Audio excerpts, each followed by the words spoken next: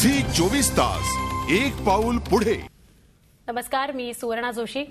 9च्या बातम्यांची सुरुवात झालेली आहे आणि अर्थातच आजचं जे बातमीपत्र आहे ते स्पेशल आहे.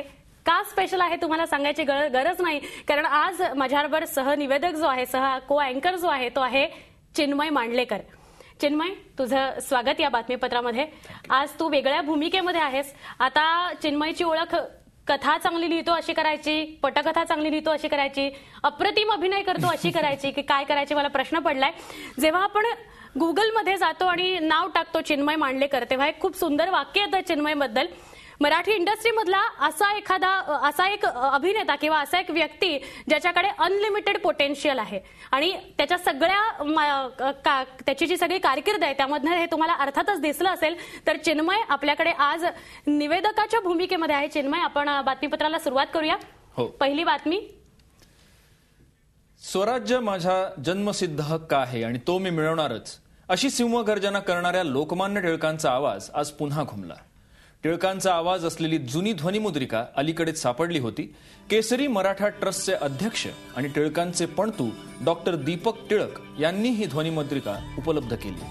त्यामुळे 92 वर्षानंतर आज पुण्यात पुन्हा टिळकांचा आवाज घुमला. ब्रिटिश सत्तेला हादरा देण्यासाठी भारतीय जनतेमध्ये स्वराज्याचं स्फुल्लिंग जागवणारा आवाज होता कसा, हे ऐकण्यासाठी पुणेकरांनी मोठी गर्दी केली होती. पण पुस्तकामध्ये त्यांच्याविषयी ऐकलेलं आहे, वाचलेलं आहे, पाहिलेलं, म्हणजे चित्रांच्या माध्यमातून त्यांना पाहिलेलं आहे. पण आज पुणेकरांनी त्यांचा आवाज सुद्धा ऐकला. काय वाटतं तुला? म्हणजे खरंच भाग्याचा दिवस आहे, भाग्याचा क्षण आहे. पुणेकरांनीच काय, आता आपणही तो आवाज ऐकला. मला असं वाटतं की एक काळ पुन्हा जगल्यासारखं आता वाटलं हे ऐकताना, लोकमान्य टिळकांचं भाषण ऐकताना. आणि अशी जुनी भाषणं किंवा असे जुने आवाज खूप प्रयासानं जतन केले पाहिजेत, कारण आपण संस्कृती म्हणून आपल्या इमारती जपतो, पण ह्या गोष्टी ज्या आहेत त्याहीपेक्षा जास्त महत्वाच्या आहेत. हे विचार आहेत, हे आवाज आहेत, हे सोल आहे टिळकांचं, असं मला वाटतं. ते त्यांच्या पणतूंनी जपलंय, ही खूप मोठी गोष्ट आहे. आता मी थोडंसं चिन्मयशी बोलणार आहे, अर्थात सत्यजित मुधोळकरशी मी बोलणार आहे. तू तिथे मीचा सत्यजित. किती वाईट आहेस रे तू. म्हणजे तुला ना असं, मला असा राग येतो ना की तू ना म्हणजे तिच्याशी कधी चांगलं वागतच नाहीस.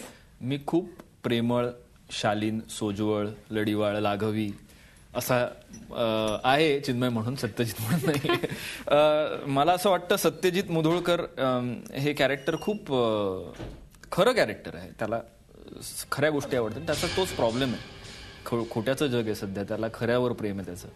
आणि अशी कॅरेक्टर्स असतात, मजा येते मला हे कॅरेक्टर करायला. People hate me but still they love me. Exactly. म्हणजे महाराष्ट्रभरातनं खूप चांगला प्रतिसाद या सिरियलला मिळतोय. झी मराठीची ही सिरियल आहे. काय अनुभव एकंदर राहिला आणि पुढे काय होणार आहे?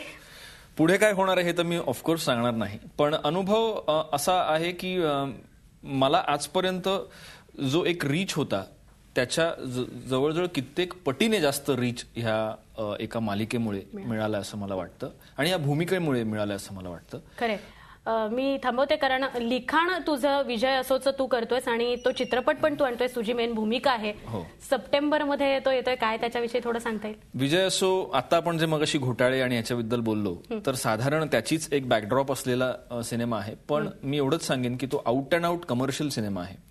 आपण रावडी राठोड किंवा एक था टायगर नावाचे सिनेमे बघतो, शिट्ट्या मारतो, तर मराठी सिनेमे बघूनही लोकांनी शिट्ट्या माराव्यात अशी माझी इच्छा आहे. आणि आय होप विजय असो ती एक इच्छा पूर्ण करेल लोकांची. खरं. सगळ्या भूमिकांमध्ये, म्हणजे अभिनयाची भूमिका असो, कथा असो, पटकथा असो, जे काय ते चल मी करून टाकतो, इतका चतुरस्त्रपणे तू वावरतोस, तर कसं काय तुला जमतं? म्हणजे हे सगळं टाइम मॅनेजमेंट तू कसं काय करतो? टाइम मॅनेजमेंट मला कसं जमतं पेक्षा माझ्या बायकोला कसं जमतं हे जास्त महत्वाचं आहे. कारण मी असतो, तिला करायचं असतं, टाइम माझा जात असतो सगळीकडे. नाही, मी एवढंच म्हणेन की मी ह्या एका क्षेत्रातल्या विविध भूमिका करतोय. म्हणजे हे माझं क्षेत्र आहे, काय म्हणू आपण त्याला, एंटरटेनमेंट फील्ड. मला दुसऱ्या कुठल्या क्षेत्रात माझा इतका अजून वावर नाही. मी आत्ता थोडंसं लिखाण सुरू केलंय काही नियतकालिकांमधून. So I am trying that field also. बघू कशात रमतो. पण चिन्मय कशात रमतो? अभिनयात ऑफकोर्स. अच्छा. आणि आजची जी भूमिका होती निवेदकाची, वृत्त निवेदकाची, ती कशी वाटली? टेन्शन आलं होतं खूप मला, आणि आय होप मी बरं केलं असेल. I don't know. आता आपण बातमीपत्र संपवूया, आपली वेळ झाली. 9च्या बातम्यांमध्ये इथेच थांबूयात. पाहत रहा झी 24 तास. झी 24 तास, एक पाऊल पुढे.